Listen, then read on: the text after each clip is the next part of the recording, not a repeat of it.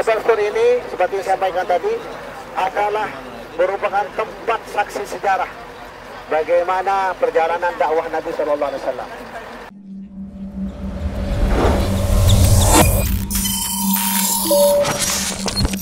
Get ready.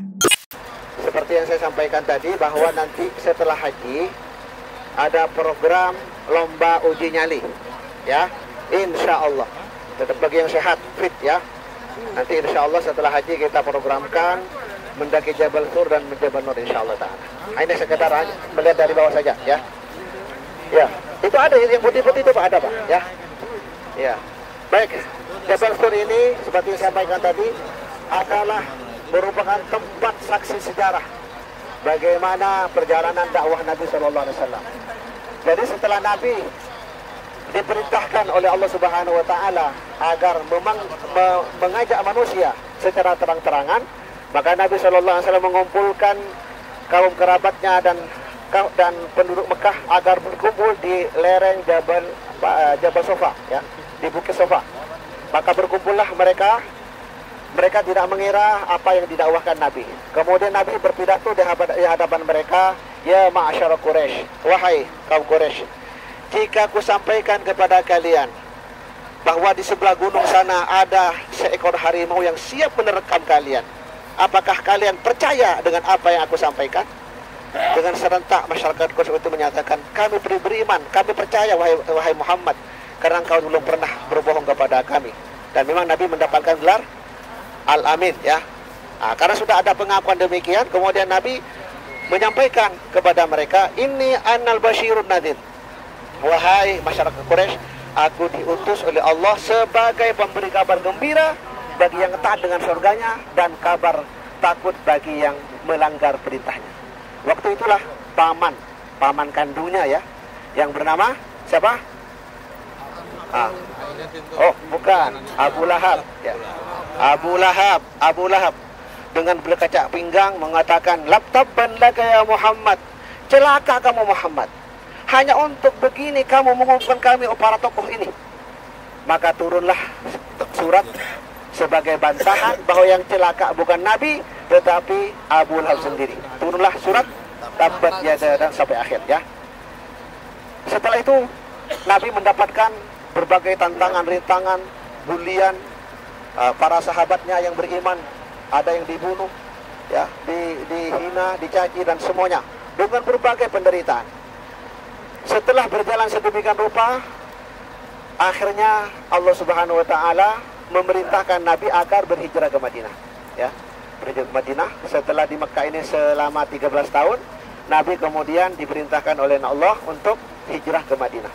Maka dipersiapkan perbekalan. Abu Bakar membeli 2 ekor unta yang sangat mahal untuk jadi kendaraan. Maka berangkatlah beliau berdua dengan dipandu oleh seorang pemandu profesional yang tahu jalan tikus ke Madinah, yang namanya Abdullah bin Uraikid. Di mana Abdullah bin Uraikid ini tidak langsung membawa Nabi ke utara ya, Mekah kan selatannya Mekah Madinah kan, tetapi Abdullah bin Uraikid membawa ke selatan, ke arah sini. Dan Nabi kemudian naik ke atas ya. Di mana sebelumnya rumah Nabi sudah dikepung oleh para pemuda pilihan yang siap menebas leher Nabi. Tetapi Allah menolong ya, menolong beliau, di mana para pemuda ini akhirnya tertidur pulas sampai keesokan paginya. Mereka sangat terkejut dan kemudian mereka mencari Nabi ke berbagai penjuru Mekah. Sebagian dari pemuda itu sampai ke atas.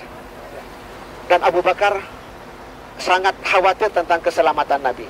Jadi yang dipikirkan oleh Abu Bakar itu bukan keselamatan dirinya, tetapi keselamatan Rasulullah Sallallahu Alaihi Wasallam. Subhanallah, bagaimana imannya Abu Bakar ini ya. Jadi kalau ada yang mencaci maki Abu Bakar ya, seperti Syiah itu, jelas itu adalah suatu pelecehan. Kita tidak terima ya, karena beliau adalah seorang sahabat besar yang banyak membantu dakwah Rasulullah Sallallahu Alaihi Wasallam. Akhirnya Nabi memberikan kabar gembira, memberikan support kepada Abu Bakar. Wahai Abu Bakar, kita tidak hanya berdua, wahai Abu Bakar, Allah bersama kita. La tahzan innallaha, jangan sedih, Allah bersama kita. Singkat cerita, setelah 3 hari 3 malam bersembunyi, Nabi kemudian melanjutkan perjalanan menuju Madinah Al-Munawwarah dengan naik unta tadi, ya. Apa pelajaran yang bisa kita petik dari perjalanan hijrah Nabi ini? Pertama adalah perjalanan dakwah Nabi ini harus memang membutuhkan pengorbanan. Dan ini pelajaran bagi kita bahwa kita dalam berdakwah, dalam berjihad, dalam mengemban amanah dakwah memang harus siap untuk mengorbankan apa yang kita miliki demi cinta kita kepada Allah dan Rasulnya.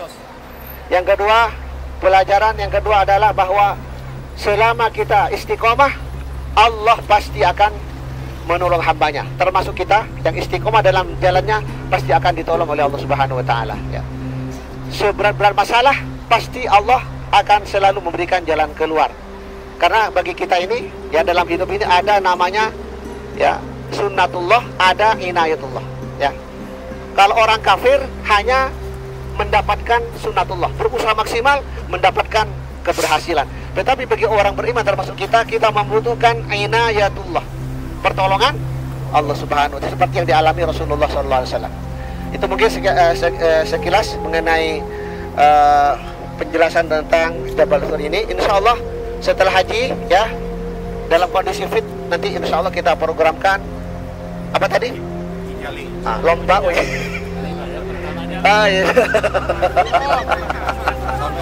Insya Allah, iya. Nanti setelah haji, tapi ya kita fokus dulu haji. Setelah haji nanti yang mau mendaki silakan, ya. Tetapi dengan catatan sehat, jangan dipaksakan, ya. Insya Allah kita programkan berangkat sebelum subuh, sholat di sekitar sini, kemudian mendaki, insya Allah.